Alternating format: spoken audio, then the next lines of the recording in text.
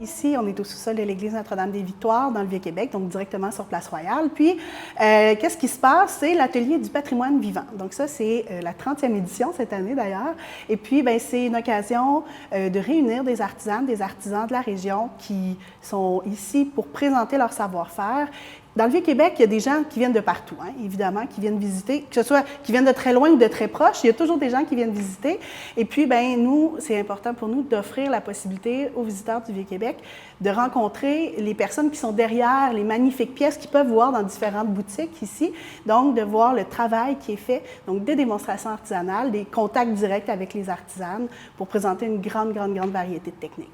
En fait, les techniques sont très variées pour ce qui est des artisanes avec qui on travaille. On a une trentaine d'artisans environ. Oui, du tissage, oui, du crochet, du tricot. Aussi, on a de la courte pointe, on a du vitrail. Il y a aussi le filage de la laine, la teinture de la laine, de la couture en général, mais aussi du fléché. Donc, cette technique-là qui est particulière au Québec. Et puis, on a du feutre. Bref, on a vraiment une belle variété de techniques, plein de belles choses qui...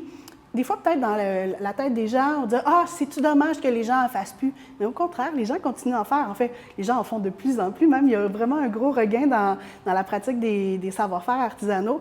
Et donc, c'est pour nous vraiment important de pouvoir donner justement la possibilité aux gens de rentrer en contact avec des gens qui continuent de mettre en valeur les savoir-faire puis de renouveler un peu la tradition à travers la création de plusieurs articles différents.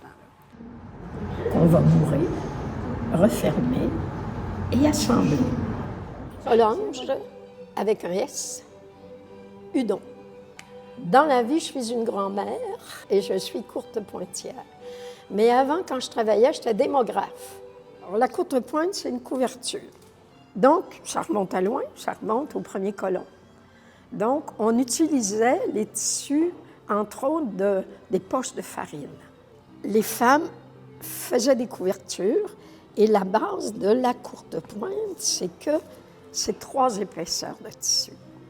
Pour tenir ensemble les 3 épaisseurs, on piquait ou on faisait des nœuds. Cet été, on a un projet particulier, donc un projet collectif de crocheté sur jute, où l'idée, c'est vraiment, tout le monde vient de faire une petite maille dans le projet pour qu'on puisse créer là, une belle murale à la fin de l'été. L'œuvre terminée va être remise à l'occasion du 8 septembre, donc c'est la Journée mondiale du patrimoine, donc va être remise à la Ville de Québec, parce que tout ce beau projet-là, on l'a mis en place pour souligner le 40e anniversaire de l'inscription du Vieux-Québec à l'UNESCO. Donc, le sous-sol ici, à l'église Notre-Dame-des-Victoires, on est ouvert du mercredi au dimanche de 11h à 16h. Donc, c'est les périodes où il va y avoir des artisanes qui vont être en démonstration et vous pourrez venir aussi là, mettre quelques mailles à votre main là, sur l'œuvre collective pour l'UNESCO. Je pense que c'est important dans le Vieux-Québec que les gens qui habitent Québec viennent faire un tour aussi, viennent s'approprier l'espace. C'est pas juste pour les touristes, c'est pour tout le monde. Puis avec ce projet-là, tout le monde travaille ensemble sur la même œuvre.